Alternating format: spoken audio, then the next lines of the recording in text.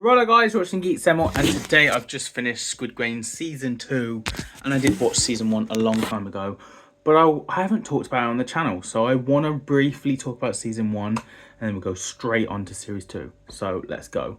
Season 1, really loved. I thought the way they handled the games was really cool and interesting, and spoilers for my talk on Season 2, but the characters are way more interesting in Series 1, way more developed. And the amount of people there were, the amount of character development was so cool. And when they would keep dying in every level, it really raised the stakes because you cared about a lot of characters. And obviously the manipulation at the end between that person that was doing getting the bodies and sending off to these guards, and then the boss finding out and ripping them a new one, and obviously the old guy being player number one, was actually a bad guy. All along, he wanted to play in the games. He was ill, he was dying, and he wanted to play the games to feel life. And I thought that was a really cool twist. And if you rewatch season one, you can see him smiling and enjoying it. And maybe his dementia was a bit of a trick, a bit of a mislead to our main character who we've been following for so long. And he's established in episode one of what he is and how his problems are, but we're really rooting for him towards the end of series one. And obviously he has to take out one of his childhood friends. He has to challenge it in the actual Squid Game, and it comes full circle. I think it's solid, 10 out of 10. Intriguing, all the characters were so good, the villains, it was brilliant. Now on to number two, Squid Game number 2, season 2. This was good. Season 1 was better. 10 out of 10 series. This series had some rocky stuff. It is not a 10 out of 10. The aspect of episode 1 and 2, we weren't even in the games. It took us that long. We got some established characters, but the majority of our main character from series 1 was on the hunt trying to find the games, trying to find the people, getting involved. And then when his plan doesn't really work and he sends people to basically track him, he even puts a tracker in his tooth, which they find, and it doesn't work. I think the levels of extent of how much he's trying to put an end to these games is really cool and really interesting. But then episode 3, we go in. We see red light, green light, and we've got the nostalgia from season 1 of what that game did. But then every other game since hasn't really been a game we've played before, which I think is a brilliant move. It's more interesting because obviously we haven't seen these games before. They only really use one, which obviously puts our main character like, oh, I haven't done these games before. I've only done the first one. But when he's like, nobody move, and he's using his mouth to cover to lead them and get past the first level, I think that's the problem. With our first series, we killed so many people, whereas this series killed people, but people that were less important is the word. Like, that we did not, there's like 50, 70 of people that I'm sure didn't even get screen time, and then we just see them get got. It's like, seriously, we did not spend time with these characters, so why do we care? You know, with some major characters getting killed off here and there, but season 1 did it better. We invested with everyone, and when people died, we noticed. Season 2, did we really notice? Really? Only a few was like, oh, that was a sort of main character.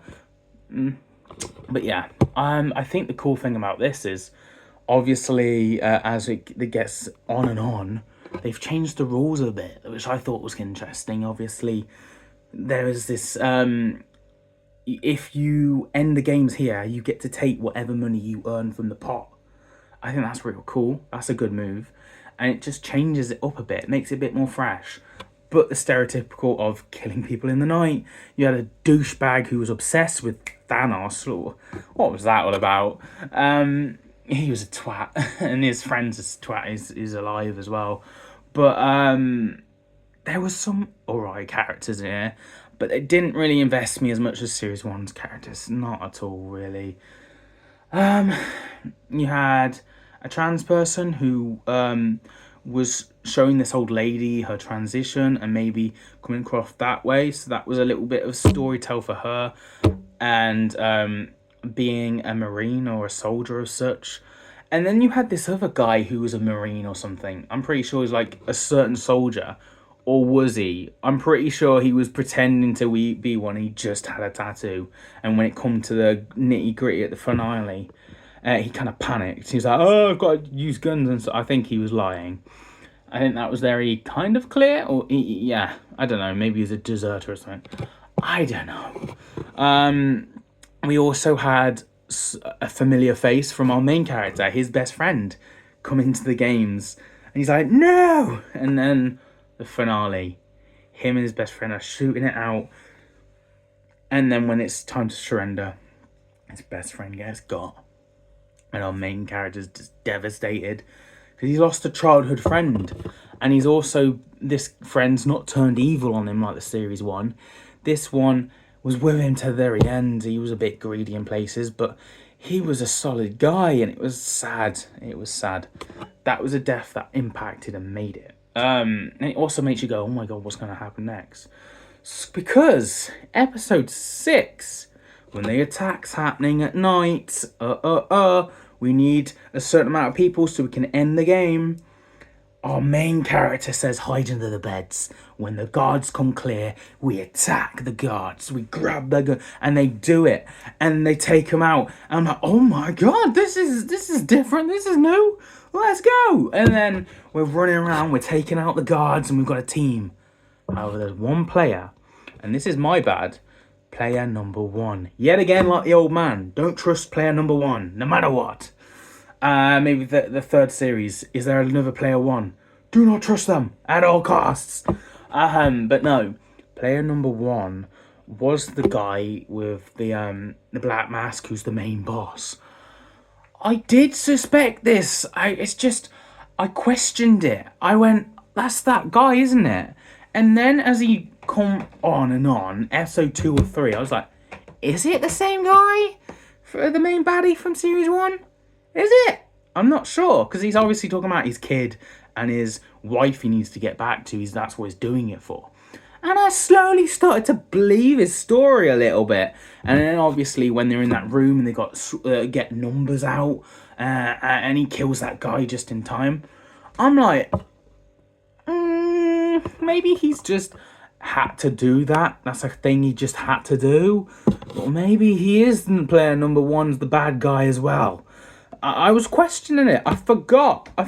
And obviously, if you know who he is, you're not going to. But I did forget whether he was a good guy or a bad, and he was a bad. He was in the games, tricking our main player into trusting him throughout the whole thing, and then turned and killed his best friend.